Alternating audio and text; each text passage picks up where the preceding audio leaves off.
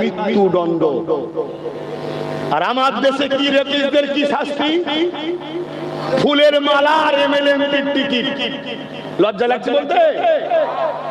আমার দেশে রেপিস্টদের কি শাস্তি?